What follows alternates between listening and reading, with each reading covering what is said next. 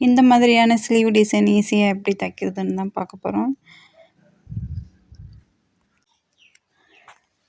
ஸ்லீவோட நம்ம எப்போவுமே நார்மலாக கட் பண்ணுற ஸ்லீவ் சரிங்களா, அதை பாருங்கள் லைனிங்கில் கட் பண்ணி வச்சுருக்கேன்.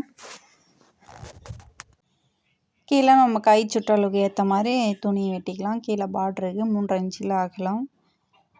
அது சுற்றளவுக்கு ஏற்ற மாதிரி 2 இன்ச்சு எக்ஸ்ட்ரா விட்டு நீட்டு கட் பண்ணியிருக்கேன். ஸ்லீவும் நம்ம எப்பவும் போல் நார்மலாக அதை கட் பண்ணி எடுத்துக்கலாம். அந்த மாதிரி ஸ்லீவோட நீளத்துக்கும் அகலத்துக்கும் எக்ஸ்ட்ரா விட்டு பாருங்கள், ப்ளவுஸ் பீட்டில் வந்து 2 பீஸ் சேரீ கிளாத்தில் 2 பீஸ் கட் பண்ணியிருக்கேன். ப்ளவுஸ் பீட்டில் 4 பீஸ் கட் பண்ணியிருக்கேன். சர்க்கிள் ஷேப்பில் கட் பண்ணியிருக்கோம். அங்கே பாருங்கள், ப்ளவுஸ் ஸ்லீவ் இருக்கு இல்லையா, அங்கே பாருங்கள் லைனிங் ஸ்லீவ்லேருந்து 2 இன்ச்சு எக்ஸ்ட்ரா கொடுத்துருக்கேன் நான். சேரீ கிளாத்தில் 2 பீஸ் கட் பண்ணியிருக்கோம் இல்லையா, அது ஃபஸ்ட்டு ஒரு பீஸ் கீழே போட்டுட்டு பாருங்கள், இந்த சைடுக்கும் ப்ளவுஸ் பீட்டு கொடுத்து ஜாயின் பண்ணிக்கணும். ஃபஸ்ட்டு ஜாயின் பண்ணுறப்ப ஒரு 2 தையலாக போட்டுக்கோங்க, தையல் பிரியாமல் இருக்கும்.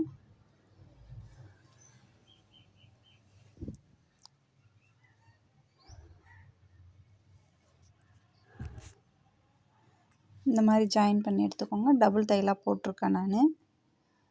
இது பாருங்கள், இந்த கலர் துணியில் வந்து நம்ம மடிப்பு எடுக்கிறோம். ஃபஸ்ட்டு சென்டர் மார்க் பண்ணிக்கலாம். சென்டரில் வெட்டு போட்டு எடுத்துக்கலாம். சென்ட்ரு ஓகேவா. இப்போ சென்டர்லேருந்து ஒரு மடிப்பு, 2 மடிப்பு,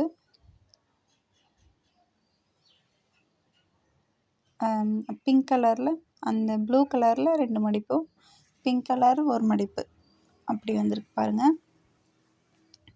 அதை இந்த மாதிரி மடித்து அப்படியே பின் பண்ணி வச்சுக்கோங்க.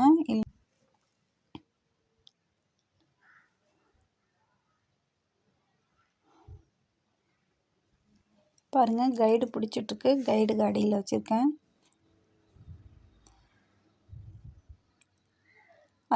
அதே மாதிரி ஆப்போசிட் சைடு 2 மடிப்பு ப்ளூ கலர்லேயும் பிங்க் கலரில் ஒரு மடிப்பு எடுத்து இந்த மாதிரி ரஃப்பாக ஒரு தையல் ஓட்டி எடுத்துக்கோங்க.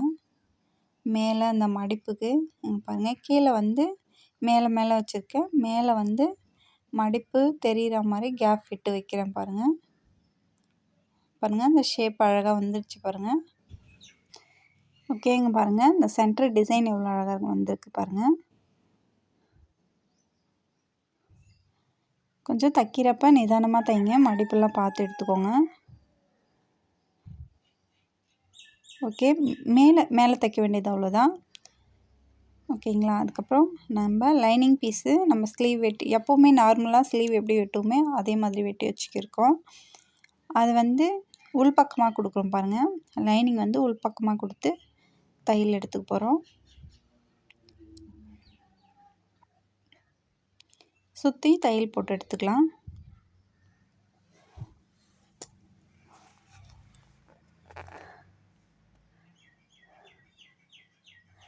இந்த மாதிரியான டைலரிங் டிப்ஸ் உங்களுக்கு அடுத்தடுத்து வேணும்னா சேனலை சப்ஸ்கிரைப் பண்ணிவிட்டு ஃபாலோ பண்ணுங்கள் ஃப்ரெண்ட்ஸ்.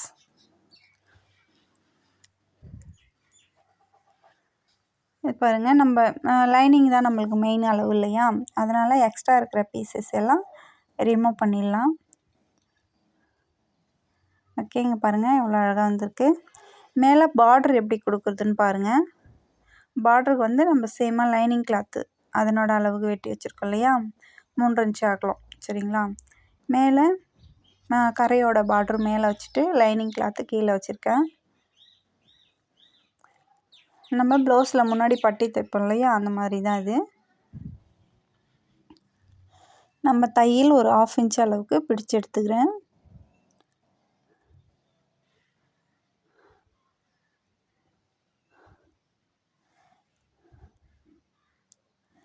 நல்லா சுருக்கம் இல்லாமல் தைச்சி எடுத்துக்கலாம். பாருங்கள், உள்ளே இருக்கிற லைனிங் மேலே திருப்பிட்டு மேலே இருக்கிற பார்டரும் எடுத்துக்கிட்டு படிமான தையல் ஒன்று போட்டுக்கலாம். நல்லா துணி இந்த சைடு சுருக்கம் இல்லாமல் இழுத்து வச்சு படிமான தையல் ஒன்று போட்டுக்கலாம். அந்த பார்டருக்கு நேராக லைனிங் நேராக ஒரு தையல் ஒன்று போட்டு எடுத்துக்கலாம். கீழே பைப்பிங் கொடுக்க போகிறோம் சரிங்களா. அதுக்காக இந்த 2 துணியும் ஒட்டுற மாதிரி ஒரு தையல் போட்டு எடுத்துக்கிறோம்.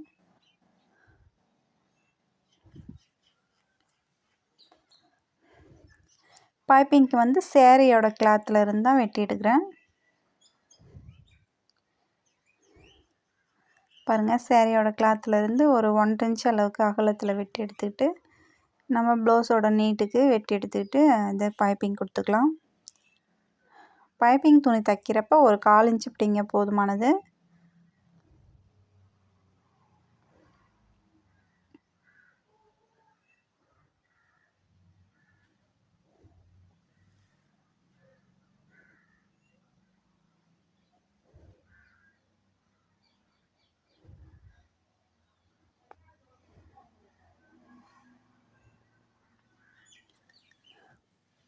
ஓகே ஃப்ரெண்ட்ஸ், இந்த ஸ்லீவ் டிசைன் உங்களுக்கு ஈஸியாக சொல்லி கொடுத்துருக்கேன்னு நான் நினைக்கிறேன்.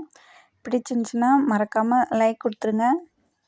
கமெண்ட்ஸில் சொல்லுங்கள் எப்படி இருக்குன்னு.